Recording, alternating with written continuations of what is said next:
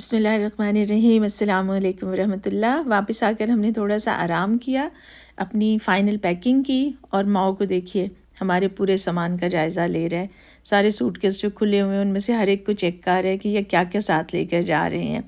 کپڑے بھی پسند کر رہے ہیں کہ سارے کپڑے ٹھیک ہیں، اچھے ہیں، جو شادی کی تیاری ہم کر کے لے کے جا رہے ہیں وہ بھی سب کچھ ٹھیک ہے یا نہیں ہے۔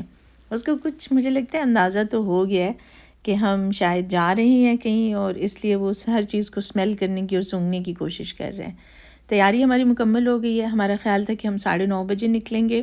ہم نے تھوڑا سا ریسٹ بھی کیا، لیکن اس وقت بج گئے ہیں 10، بلکہ 10:14 ہو گئے ہیں، اور اب ہم انشاءاللہ گھر سے نکل رہے ہیں۔ یہ میری بڑی پرانی، تقریباً 20 سال پرانی شال ہے جو میں ساتھ لے کر جا رہی ہوں سفر کے لیے۔ لیکن شکر ہے اللہ کا، ہم ایئرپورٹ آرام سے پہنچ گئے، اس لیے کہ رش اتنا زیادہ نہیں تھا، اور 11 بجے تک ہم پہنچ گئے۔ اور اب ہم کرائیں گے اپنا جو ہے وہ بورڈنگ پاس لیں گے، اور اس کے بعد ہم امیگریشن کرائیں گے اور لاؤنج میں چلے جائیں گے۔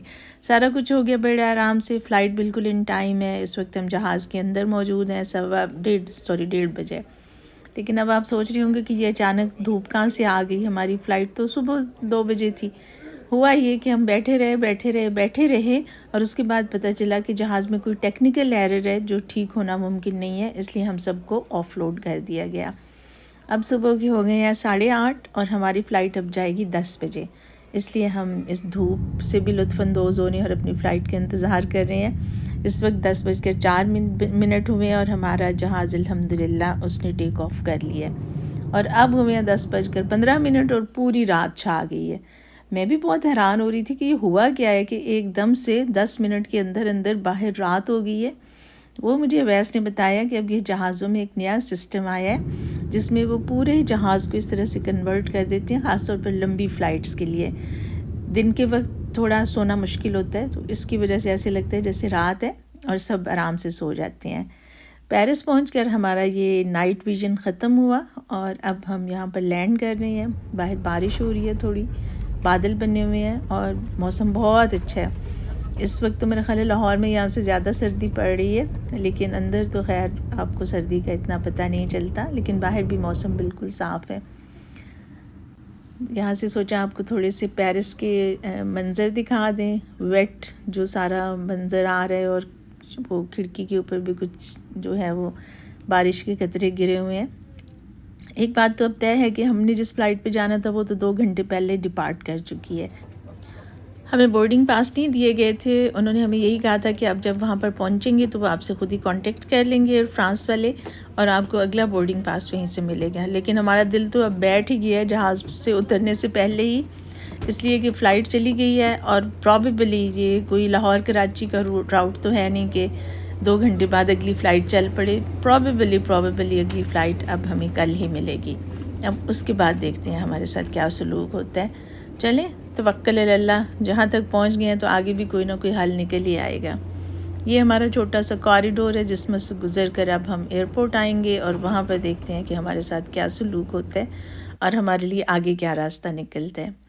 فی الحال تو بس ہم چلے جا رہے ہیں۔ انہوں نے ہمیں گائیڈ کیا ہے کہ آپ ایک وہاں پر جائیں، اور وہاں سے آپ ایئر فرانس کے آفس جائیں، وہاں سے وہ آپ کو بتائیں گے کہ آپ کو اگلا بورڈنگ پاس ابھی ملے گا یا آپ کو اپنی فلائٹ کا انتظار کرنا پڑے گا۔ سامنے دیکھیں، جہاں اس پورے ایریا میں سوائے ہمارے اور کوئی نہیں ہے۔ ہمارے پاس ویزا بھی نہیں ہے فرانس کا، لیکن ہم ایسی جگہوں سے ایکسیس لے رہے ہیں جہاں پر بغیر ویزے کے آپ بالکل نہیں جا سکتے۔ زیادہ یہی امکانات ہیں کہ آج کی رات ہماری یہیں پر گزرے گی۔ ابھی پھر ہم چلے جا رہے ہیں، پورا ایئرپورٹ دیکھ رہے ہیں، اس کے بہت سارے ٹرمینلز دیکھ رہے ہیں۔ یہ اب ایک اور سیڑھیاں ہیں، جہاں ہمیں کوئی گائیڈ کرتا ہے ہم اس طرف چل پڑتے ہیں۔ ایک بات پہ اویس بار بار کہہ رہی ہیں، دیکھو سب ہمیں کتنا اچھا گائیڈ کر رہے ہیں، اور مجھے اس بات پہ تھوڑی جھنجھلاہٹ ہو رہی ہے کہ یہ کیا ہو رہا ہے۔ اب بغیر ویزے کے ہم پیرس میں گھوم رہے ہیں، اس لیے کہ ہمیں ایک دوسرے ٹرمینل پر جانا ہے جہاں سے ہمیں لینا ہے، جہاں پر ہمیں جانا ہے ایئر فرانس کے آفس، اور وہاں سے ہمیں اپنا بورڈنگ پاس لینا ہے، اور فردر جو بھی ڈیٹیلز ہیں ہماری فلائٹ کی وہ ہمیں پھر بتائیں گے۔ میں نے پہلے بھی بتایا تھا آپ کو کہ ہماری فلائٹ کینسل ہو گئی تھی، اور اس کے بعد انہوں نے ہمیں 2 دن کے بعد دوسری فلائٹ دی، اور 2 دن کے بعد جو دوسری فلائٹ ملی وہ بھی چونکہ اب لیٹ ہو گئی ہے، اس وجہ سے یہ کافی سارا جو ہے اس میں گورکھ دھندا ہے کافی الجھا ہوا ہے، اس لیے کہ بہت ساری ایئر لائنز اس میں انوالو ہیں۔ دیکھتے ہیں کیا بنتا ہے ہمارے ساتھ۔ بہرحال یہ بات تو طے ہے کہ کہیں نہ کہیں تو وہ ہمیں بھیجیں گے ہی۔ یہاں سے اب ہم بیٹھیں گے شٹل میں، یہ جو ٹرین چل رہی ہے اس میں، یہ ٹرین ہمیں لے کر جائے گی، اس لیے کہ ٹرمینلز کافی دور دور ہیں اور بیچ میں شہر کے اندر سے بھی گزرنا پڑتا ہے، جو ویسے تو الاؤڈ نہیں ہے، لیکن ہمارا چونکہ اسپیشل کیس ہے اس لیے انہوں نے ہمیں الاؤ کر دیا ہے۔ یہاں سے گزر کر اب ہم اگلے ٹرمینل تک جائیں گے۔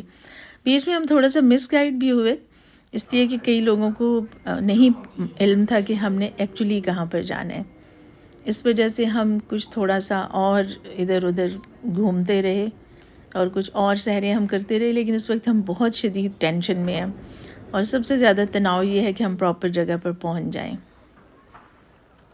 ابھی بھی ہم چلے جا رہے ہیں، ہمارے ساتھ کچھ اور پیسنجرز بھی ہیں۔ اب ہم ایک اور ٹرین میں بیٹھ گئے ہیں، اس لیے کہ ہم غلط جگہ چلے گئے تھے۔ انہوں نے کہا کہ اب آپ واپس جائیں، اور واپس جا کر جو ٹرمینل ہے وہاں پر ہمیں ایئر فرانس کا آفس ملے گا اور وہاں سے پھر ہم اپنا بورڈنگ پاس لیں گے۔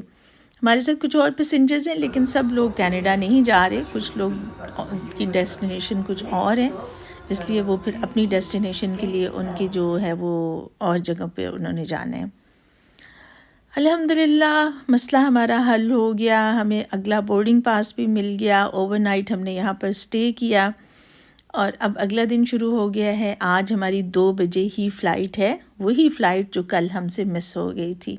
اتنی دیر میں ہم نے کہا ذرا ہم شاپنگ کر کے تھوڑی سی اپنی آنکھیں ٹھنڈی کر لیں۔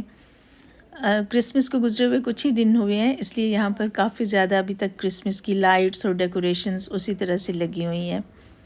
اس سائڈ پہ اتنا رش نہیں ہے، اور اب چونکہ ناشتے کا وقت بھی ہے، ہمارے پاس کچھ ایئر لائن والوں نے کھانا دیا تھا، کچھ ہمارے پاس سعودی عرب سے آیا ہوا کھانا تھا۔ اب ہم دیکھ رہے ہیں کہ ہم نے کیا خریدنا ہے۔ یہاں سے ہم پہلے دیکھیں گے کہ کچھ ہمیں کھانے کے لیے ملتا ہے یا نہیں۔ حلال آپشنز ہیں اس طرح کہ اگر آپ ویجیٹیرین کھانا لے لیں، سیلڈس لے لیں، کوئی اس طرح کوکیز لے لیں، کوئی اس طرح کی چیز لے لیں، کچھ نہ کچھ ہم نے لیا۔ لیکن ایک بات یہ ہے کہ اس ایئرپورٹ پر بھی اور باقی جگہوں پر بھی میں نے دیکھا ہے، یہاں پر کھانے کی آپشنز آپ کے پاس بہت تھوڑی ہیں، اور اس میں بھی کوئی بڑی برانڈز جو ہیں یا فوڈ چینز ہیں ان میں سے کوئی کسی کا آؤٹ لیٹ آپ کو یہاں نظر نہیں آئے گا۔ ہم نے کافی لی ہے اور دوسری وینڈنگ مشین میں سے چائے نکالنے کی کوشش کی تھی تو گرم پانی نکل آیا۔ ہم نے سوچا اس کو بھی کیوں ضائع کریں، ٹھنڈا ہو جائے گا تو اس کو پی لیں گے، اس لیے کہ پانی بھی ایئرپورٹس پر کافی مہنگا ہوتا ہے۔ اس لحاظ سے گلف کے جتنے بھی ایئرپورٹ ہیں وہ نمبر 1 ہیں، اس لیے کہ وہاں پر فوڈ آپشنز بہت زیادہ ہیں اور کھانا بہت بہت اکنامیکل ہے۔ آلموسٹ جو مجھے تجربہ ہے جتنے بھی گلف کے ایئرپورٹس کا، وہاں پر کھانا زیادہ مہنگا نہیں ہے۔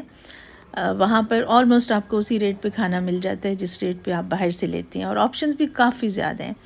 آپ فوڈ کورٹ میں جانا چاہیں آپ فوڈ کورٹ میں چلے جائیں، اور اگر آپ کسی اسپیسیفک ریسٹورانٹ میں جانا چاہتے ہیں تو وہ بھی آپ کو مل جاتے ہیں۔